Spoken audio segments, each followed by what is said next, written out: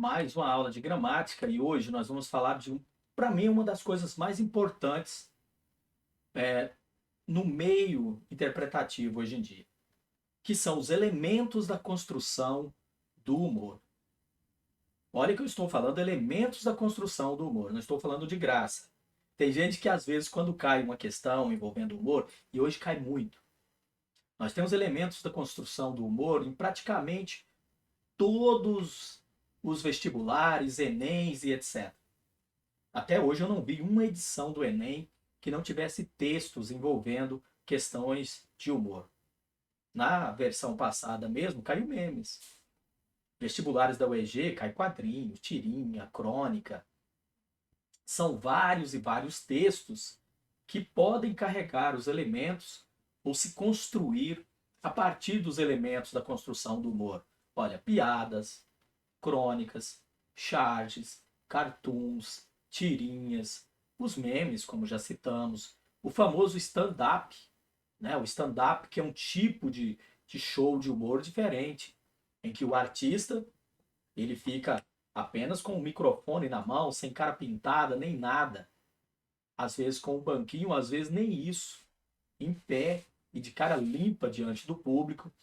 Às vezes eles contam ali coisas que supostamente são do dia a dia, de suas vidas. É claro que não é da vida deles de verdade, mas são coisas que pertencem à vida de quase todo mundo. E a gente se identifica com aqueles elementos, e aí dentro disso jogam os pigmentos do que a gente chama de elementos de humor. A crônica também trabalha basicamente com o que o stand-up trabalha. Eu até brinco que a crônica é uma espécie de stand-up por escrito. Talvez por isso, quando chegou esse tipo de humor, fez tanto sucesso no Brasil, porque a gente já tem a crônica, que é muito parecida. E às vezes, quando cai uma questão envolvendo aí elementos da construção do humor, o aluno diz: professor, eu não respondi porque eu não achei engraçado, eu não vi graça naquele texto. Aí o que eu posso te dizer é o seguinte: o elemento estava lá. O elemento da construção do humor, um elemento de humor, ele é só um elemento. Não quer dizer que vai ser engraçado para você, ou para mim, ou para outra pessoa. Depende muito. Achar graça já depende do estado de espírito da pessoa que está diante daquele texto, diante daquela charge, diante daquele meme. Sem o meu estado de espírito correto, eu não vou achar graça mesmo. Eu posso estar num dia que eu não estou para graça. 100 pessoas podem ver aquele texto e cair na gargalhada. Eu, naquele dia, não estou achando nada engraçado. Depende também do jeito que aquele texto é colocado diante da gente.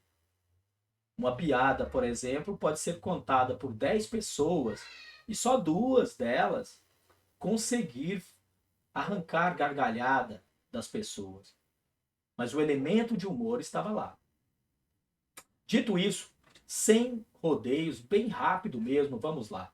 O elemento da construção de humor, então, na maioria das vezes, ele envolve um tipo de quebra de expectativa. A maioria das questões envolvendo humor, e elas geralmente caem assim, observando o texto acima, notamos que ele tem o humor construído a partir de, e vem as alternativas. O humor do texto acima foi construído através de, e vem as alternativas. E geralmente é uma quebra de expectativa qualquer. Um tipo de quebra de expectativa. Quase sempre é quebra de expectativa. Expectativa como? Vamos lá. Quando há um ato comunicativo, duas pessoas conversando, elas têm uma expectativa do que a outra vai dizer. De acordo em que aquela interação vai acontecendo, vão surgindo expectativas. E isso está dentro do que a gente chama de intenção discursiva.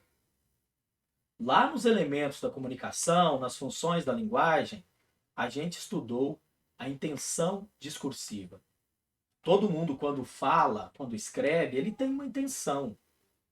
E essa intenção vai ficando clara de acordo com o contexto. Às vezes eu entendo o que a pessoa disse é pelo contexto.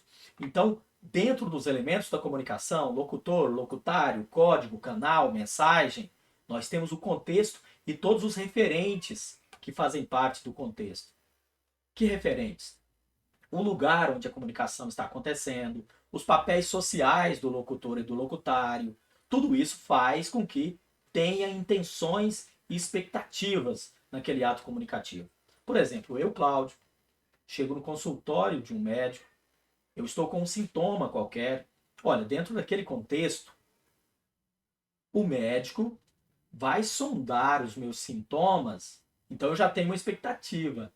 Eu tenho a expectativa que o médico vai sondar os meus sintomas para ele pedir o exame, descobrir se eu tenho realmente uma doença ou não. O médico tem uma expectativa também, eu sou um paciente. Ele espera que eu conte para ele os meus sintomas.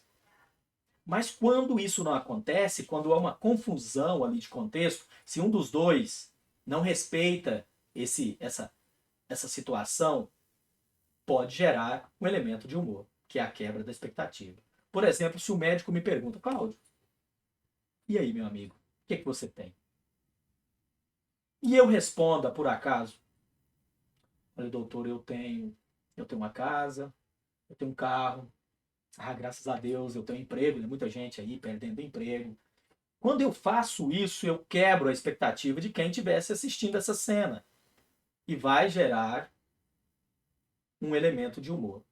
Pode gerar graça ou não, mas houve uma quebra de expectativa e houve uma confusão da intenção discursiva um do outro. Sem levar em conta o contexto, sem levar em conta a intenção discursiva entre locutor e locutário, os papéis sociais, o lugar onde eles estão, etc., pode gerar isso. Segundo, pode ser uma surpresa, pode ser ironia. A ironia é um grande elemento de construção de humor. Pode ficar engraçado ou não, mas ela é. Muitos textos de humor, seja quadrinho, tirinha, meme, cartoon, crônica, etc., pode ser construído pela ironia. A ironia, por exemplo, acontece no dia a dia também. Sei lá, criança, eu digo, olha, que criancinha linda. Mas de verdade, o que a ironia é? Eu digo uma coisa para a pessoa entender outra. É o que está por trás do que eu estou falando que vai ser o verdadeiro sentido. E pode gerar humor. A gente diz uma coisa para entender outra. Sei lá, a criança, no contexto, ela está quebrando todos os móveis. Está fazendo bagunça, subindo em todo lugar. Qual que é a expectativa nesse caso? Que eu chegue e digo, mas que criança irritante. Quando eu digo que ela é um amorzinho, eu quebro a expectativa de quem está esperando eu dizer que ela é custosa. Mas de verdade eu disse que ela é custosa, só porque eu disse o contrário. E quando quebra essa expectativa, pode ficar engraçado, pode gerar humor. Não necessariamente vai ficar engraçado, mas a ironia está ali. Então tem o elemento de humor que é qual? A ironia. Pode ser um trocadilho. Um trocadilho é quando eu pego uma palavra, Santo Antônio, senta Antônio. Então, quando eu brinco com palavras muito parecidas, a gente tem o que a gente chama de trocadilho. No Brasil, a gente gosta muito do trocadilho. Muitos e muitos humoristas brincam e brincavam com trocadilhos. Nós temos a caricatura, que é uma espécie de desenho, mas que ele realça e exagera determinadas características. Eu, por exemplo, uso óculos. A pessoa poderia exagerar, colocar um óculos maior, exagerar a cabeça. As partes mais marcantes da pessoa, gestos dela, por exemplo, eu estou aqui com a mão desse jeito, daria para fazer uma caricatura. Então a caricatura exagera e realça certos detalhes que a pessoa tem. Coloca uma cabeça grande, um corpinho pequeno e por aí vai. É uma boa técnica e cria elemento de humor. O exagero em si já é um elemento de humor. Se eu exagero, sei lá, a gente tem aquela brincadeira que a mãe nunca erra a chinelada. É um exagero, uma brincadeira, realmente elas gostam de jogar chinelos e a gente brinca com isso, a gente exagera a situação e gera um elemento de humor. Se eu gravo um vídeo em que a minha mãe joga uma chinela em mim e eu saio correndo dela e daí 100 metros lá na frente a chinela cai em mim, e me acerta a orelha, olha, esse exagero é um elemento de humor e pode fazer alguém sorrir. Ou não, mas o elemento está lá. O estereótipo, que é um tipo de humor que é muito combatido hoje, o número 7 ali, o estereótipo. O que é esse humor do estereótipo? A gente é um humor meio preconceituoso, é um humor racista, às vezes homofóbico, e ele é tão combatido por isso. É aquela velha brincadeira do gaúcho, brincar com a sexualidade do gaúcho, brincar com a coragem do baiano, como se todo baiano fosse preguiçoso, brincar. Então, mas por que, que o estereótipo também é uma quebra de expectativa? O que se espera, por exemplo, em relação ao gaúcho, eles têm orgulho de ser um povo valente, um povo forte, viril. A expectativa, então, é que a gente respeite e trate eles por esse orgulho que eles têm. E a gente, então, cria o estereótipo. A gente quebra essa expectativa quando vem com um gaúcho mais sensível. A gente brinca com a sexualidade dele. O estereótipo é isso, a gente generaliza alguma coisa. A velha história da loira, que não é inteligente, é o português. Piadas de português fizeram uma festa no Brasil, piadas de negros, etc., de piadas de judeus, que o judeu é mão de vaca. Então, generaliza uma situação estereotipada, preconceituosa, racista, homofóbica, xenofóbica e etc. Não é um humor hoje politicamente correto e é muito combatido, mas muito usado ainda. A ambiguidade em si, que é o duplo sentido na frase, frases de duplo sentido são muito usadas para criar elemento de humor. Muitas e muitas ambiguidades em diversas situações. A polissemia também. Só que a polissemia é um duplo sentido na palavra. Inclusive teve uma questão do Enem cobrando elementos de humor em que era uma palavra polissêmica. E dá para brincar com a polissemia, inclusive a questão do padrão e o não padrão. Tem uma chargezinha que tem um senhor sentado assistindo televisão, e ele, claro, estereotipado ali de caipira, com um chapeuzinho, e alguém pergunta, firme, compadre? E ele diz, não, é novela. Ou seja, aí nesse caso brincou com o padrão e o não padrão, porque dentro do dialeto caipira, a gente troca o L pelo R. Em vez de falar filme, a gente fala firme. E aí gera um estereótipo, esse estereótipo, aliás, gera uma polissemia. Então tem isso também, brincar com formal e informal pode gerar. O nonsense, eu coloquei ali nonsense de propósito, que é o sem lógica. Eu brincar com coisas absurdas e sem lógicas também pode gerar humor. Quanto mais absurdo, às vezes, quebra a expectativa demais do absurdo, porque a pessoa está esperando algo dentro de uma intenção discursiva real, de repente vem algo muito sem lógica, muito absurdo. Um cego contemplando o abismo. Olha, é algo nonsense, é algo absurdo. Aqui eu tenho só, para fechar a nossa aula, eu tenho aqui alguns exemplos, aqui a charge. A charge é um tipo de texto humorístico que trabalha o humor com fatos do cotidiano. A charge não dura.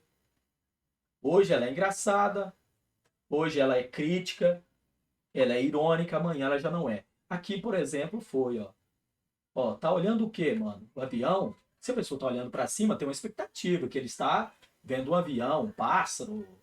E ele diz, não, estou olhando o preço do combustível. Aqui ele foi, usou a quebra de expectativa, veio através de uma ironia. Porque a ideia é de que o preço do combustível está tão alto que dá para vê-lo lá em cima. A charge, então, e daqui uns dias, se o preço do combustível abaixar, essa charge já não tem mais sentido. A charge, ela se constrói através de uma coisa que está acontecendo agora, um fato que está acontecendo agora, mas que daqui uns dias não tem mais sentido.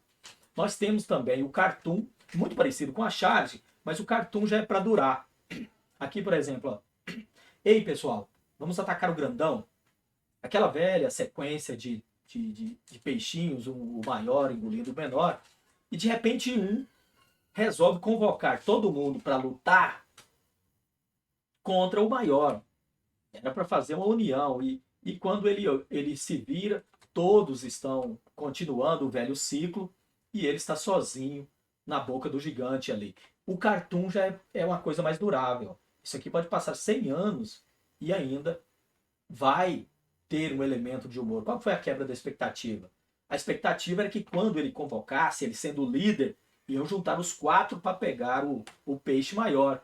E, na verdade, cada um foi egoísta e quis fugir do seu próprio problema e deixou ele com todo o problema maior nas mãos.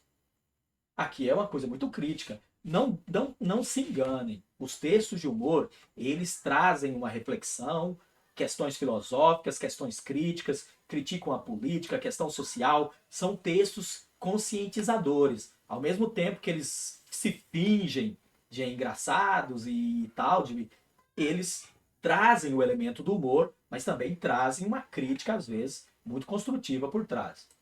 Para fechar, que nós temos os memes, que é o grande estilo de humor do momento. Como eu disse no ano passado, o Enem trouxe questões envolvendo memes. E aqui, como que se constrói o meme? Ele usa todos aqueles elementos que a gente já falou durante a aula agora, mas ele sempre necessita do contexto. Eu não tenho como, o meme esconde o contexto. A quebra da expectativa aqui é dentro do contexto, porque ali eu preciso saber que em cima é um cantor, que o cantor tem uma música que tem aquela letra ali, ó. Não sei o que fazer com essa tal liberdade, que é a música. E vem a resposta agora dentro do nosso contexto atual, que é a questão do lockdown, da pandemia, do ficar em casa. E ele falou, você não sabe o que fazer com a liberdade? Me dê. Já não aguento mais ficar dentro de casa. Então, isso vai gerar humor? Vai gerar um elemento de humor. Novamente, dentro disso. Então, esconda o contexto, tem a intenção discursiva e tem tudo que a gente falou aqui. Pode ter o exagero, a surpresa, o sem lógica, pode ter estereótipo, tudo de elemento de humor pode estar no meme. E o principal é o contexto. Esconder o contexto e às vezes é normal às vezes a gente ir lá nos comentários, tentar ler os comentários para entender o contexto, para ver onde que foi construído esse humor. Bom, espero que tenha clareado para vocês. Treinem com questões. Vão no Google e pesquisem questões envolvendo elementos do humor. Você vai achar muita coisa de vestibulares, do Enem, de cursinhos, etc. Tem N coisas. Nos livros didáticos tem. Não existe prova hoje sem essas questões.